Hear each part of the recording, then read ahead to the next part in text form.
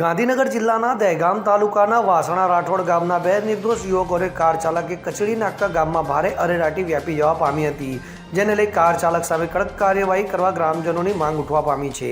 સમગ્ર જાણકારી અનુસાર દહેગામ તાલુકાના વાસણા રાઠોડ ગામે રહેતા અમિતસિંહ ભારતસિંહ રાઠોડ ઉંમર વર્ષ 26 અને વિશાલ દીપસિંહ રાઠોડ ઉંમર 27 વર્ષ આ બંને યુવકો નરોડા ખાતે આવેલ એક મોલમાં નોકરી કરતા હતા।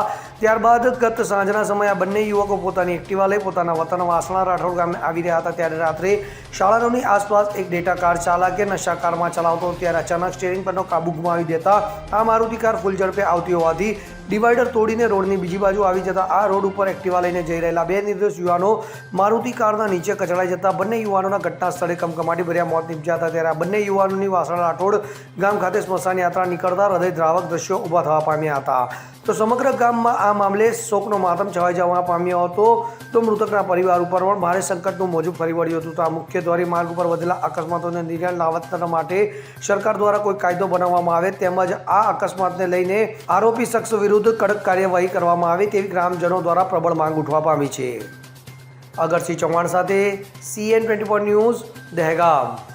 હવે જુઓ દેશ દુનિયાની તમામ ખબરો તમારી આંગળીના ટેરવે।